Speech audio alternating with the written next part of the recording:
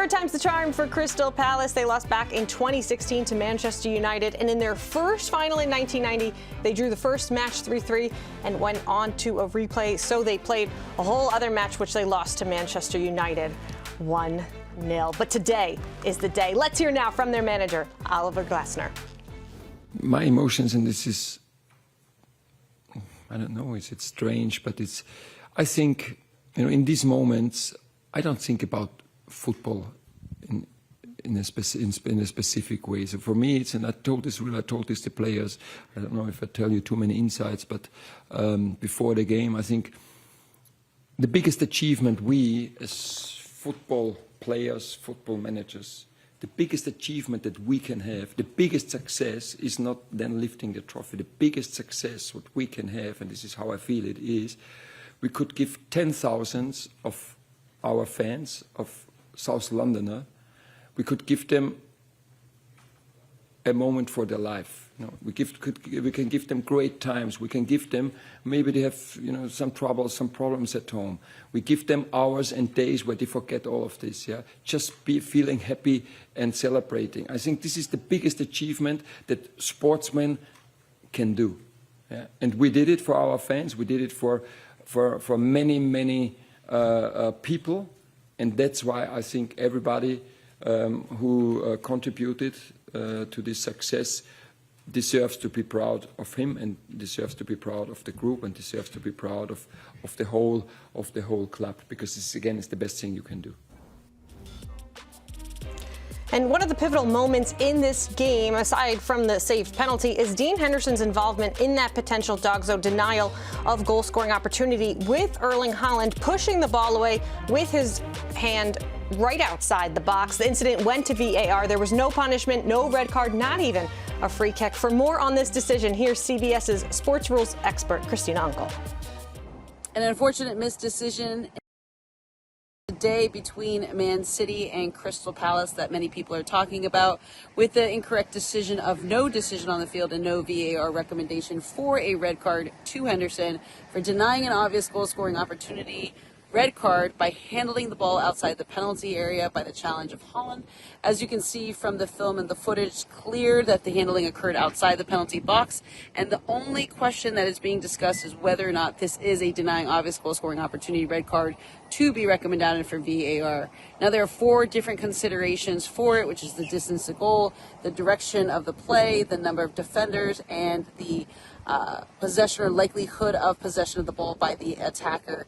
Here, all 3 of them check off, and really the only question here is the direction to the goal, which is effectively what most likely is why the VAR did not recommend this down.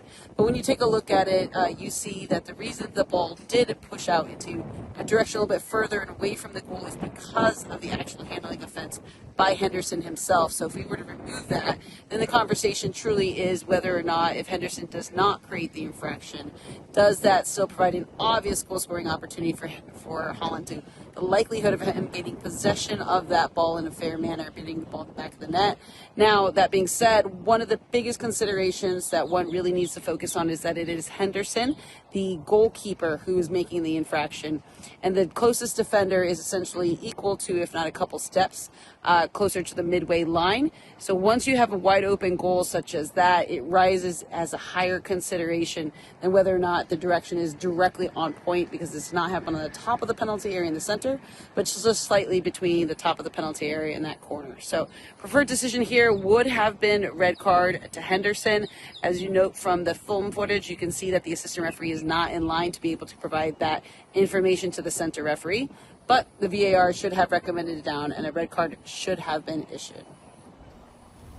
We're bringing out all the heavy hitters today. It is time now to introduce our football correspondent, Geoff Shreeves, who called on Friday on Morning Footy that he tipped Palace to win it. Time now to bring in Geoff. Geoff, hello. Thank you so much for joining us. Obviously, history for Crystal Palace, but can you give us some insight into the magnitude of this and where this sits in the hearts of Palace fans? Oh, Jillian, it's the absolute top. It's the best. It's the best ever day in the entire history of the football club. Their first ever major trophy. They're in Europe for the first time as a consequence of winning this trophy. And they beat Manchester City in the final. It is a huge, huge day. Listening to Darian just now talking about the joy that it brought their fans, the pleasure. Listening to Oliver Glasner talking about the joy that it gives their fans. That's why their players should do it. Trust me, they went through sheer hell. It was agony the whole time. Manchester City had so much possession, but you saw pictures literally of adults crying in the stands. That's how much it meant. I think that's why, for anybody other than Manchester City fans, people were delighted that Crystal Palace won this, because, you know, they were the underdogs. This is a new story. This is a new chapter. And it was just a fabulous, fabulous victory for Crystal Palace. They more than rode their luck at the times, not just with decisions, but they were plucky. They hung on in there. They had a game plan. Now, when Darian, you talked over that goal, which happened in the 16th minute, that was only the second time they'd actually been in Manchester City's half. Such was City's dominance in the game. But none of that matters to Crystal Palace. It was a joyous, joyous occasion, which, as I said, is the greatest day in this football club's history, bar none. Geoff, hearing you talk about this, watching Oliver Glasner talk about this in the post-match interview, I absolutely love it. And the magnitude of this is massive. But there was a lot of question marks around Oliver Glasner at the beginning of the season, but he turned things around really quickly, ultimately winning the FA Cup. Are those question marks totally gone for him now? Oh, completely. I think they were 1 win in 13 at the start of the season. That they were in poor shape. But fair play to Steve Parish and the Crystal Palace board.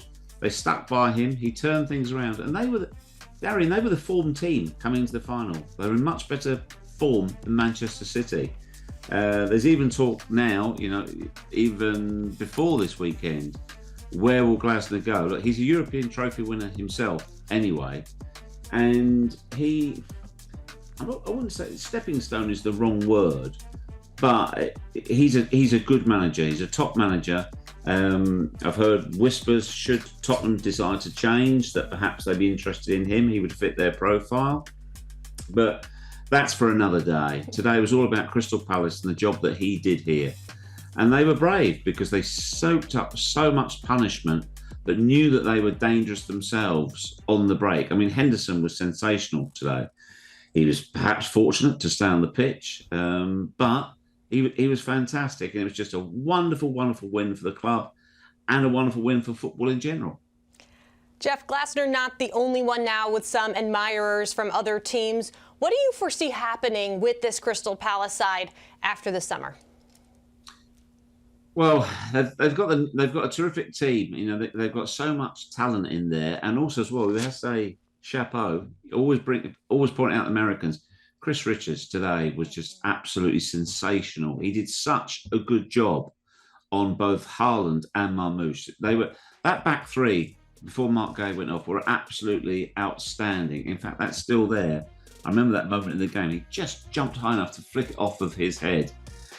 Chris Richards was outstanding today. Did a brilliant job. And another one there, Matt Turner. Unfortunately, he didn't get on the field today, but he was supported Henderson throughout as well. They were brilliant. They're absolutely brilliant. There's a lot of talent in that team, and they'll feel that they can build on this. They'll want to go forwards. 12th is the highest they've finished in the Premier League. They're going to want to improve upon that. It might not necessarily be this season, but it was identified about 5 years ago by Steve Parish and John Textor, the owners, where they said, look, we need to move forward, you know, not just scrapping relegation all the time. We need to be more than, if you like, mid-table, more than just solid. We want to give our fans something, because the South London fans deserve it. They turn out in droves. They turn out in numbers. The Holmesdale end provides one of the best atmospheres you get in the Premier League. And this is a major turning point. This is pivotal for Crystal Palace going forward. Doesn't guarantee anything. Of course it doesn't. But this is a huge deal for them. Geoff, also pivotal on the other side for Man City. Under Pep, this is the first season in charge to go without winning a single major trophy. What was the Achilles heel this year that knocked them out of every competition from getting some hardware?